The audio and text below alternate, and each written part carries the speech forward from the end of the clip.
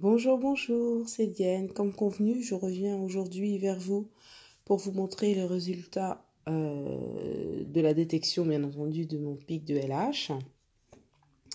Donc, je vais vous allumer l'ordinateur, qui est un peu sale en plus. Il faudrait que je le nettoie un petit peu. Voilà, donc aujourd'hui, nous sommes au jour 17 et c'est aujourd'hui qu'on détecte mon premier jour de fertilité maximale. Donc, le mini ordinateur a détecté via la bandelette mon taux de LH. Donc, on va aller voir le mois précédent. Hop, le mois précédent. Donc, mon pic de LH a été détecté à J15 et J16. Vous allez pouvoir compter 1, 2, 3, 4, 5, 6, 7, 8, 9, 10, 11, 12, 13, 14, 15 et 16. Voilà. Donc, il a été détecté à J15, J16. Où les cœurs correspondent, bien entendu, au câlin auquel on n'a pas été sérieux le mois dernier. Donc, voici pour ce mois-ci. Bon, vous pouvez voir, on a été plus sérieux. Bon, c'est pas encore terminé, mais on verra. Donc, voilà, c'est vrai que je vous parle beaucoup comment dire, de la fonctionnalité positive, on va dire, de ce mini ordinateur. Par contre, je tenais quand même à vous parler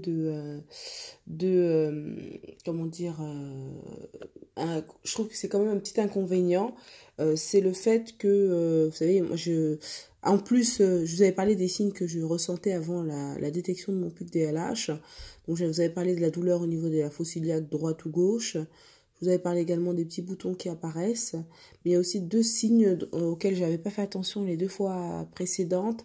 C'est des brûlures d'estomac et les urines toxiques. Une odeur d'urine toxique. Le jour de détection de mon pic DLH, j'ai des urines mais qui sont trop mauvais. Et donc j'ai des brûlures d'estomac. Donc l'inconvénient, je reviens vers l'inconvénient de ce mini ordinateur, c'est que j'ai senti ces signes-là déjà le soir, hier soir.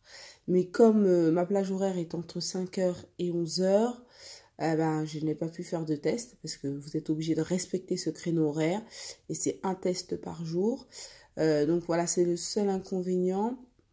Donc il faut savoir que malgré que ce mini ordinateur vous apporte vraiment des précisions par rapport à votre taux de LH, votre taux d'estrogène pardon et votre pic de LH, il faut vraiment faire gaffe aux signes que vous pouvez avoir parce que comme disent les livres, hein, parce qu'il faut aussi suivre ce que dit la science, les livres, l'ovule met 24 à 36 heures pour maturer. Donc c'est à ce moment-là où il va rencontrer le spermatozoïde et on a voilà très peu de temps. Donc je pense que moi, il a déjà commencé. Donc là, je ne suis pas, lorsque j'ai fait les tests le matin, je ne pense pas être à 24-36 heures, mais beaucoup moins. Voilà, donc c'était juste pour vous préciser ça. Faites vraiment attention à vos signes cliniques, parce que je pense que c'est très très important. Et aussi, oui, autre chose aussi, la température. J'avais très très chaud dans la nuit.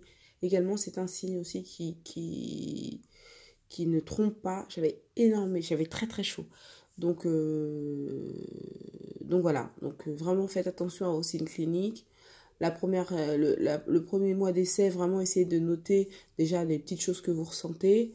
Le mois suivant, si ça ne fonctionne pas, ce que j'espère pas pour vous, notez également ce que vous sentez. Comme ça, au moins, ça vous permettra vraiment de connaître un peu les signes cliniques que vous pouvez avoir juste avant le pic de LH et donc détecter votre taux de LH avant même le mini-ordinateur. Je voulais aussi vous montrer la petite bande de test, parce que le mois dernier, je vous l'avais montré. Et comme c'est comme le mois dernier, la barre à droite est beaucoup plus foncée que celle de gauche. Et aussi, vous avez l'écran qui est très flouté. Donc, le mois dernier, c'était également la même chose. Donc voilà. Donc ah oui, j'ai oublié aussi de vous dire également, hein, j'oublie plein de choses moi décidément. Si vous avez des questions, n'hésitez pas à m'envoyer des messages, ça ne me dérange pas du tout. Par contre, je ne suis pas tout le temps sur ma chaîne, on va dire. Je ne sais pas si on peut appeler ça une chaîne, parce que je connais rien du tout. Voilà, je ne suis pas tout le temps connectée, donc je vous répondrai bien entendu avec grand plaisir.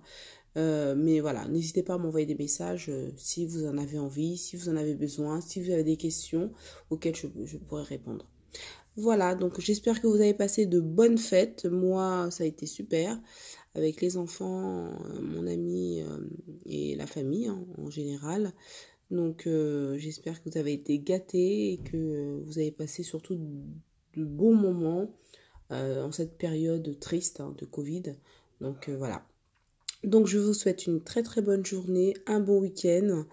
Et ben je reviendrai vers vous, que ce soit positif ou négatif, je reviendrai vers vous.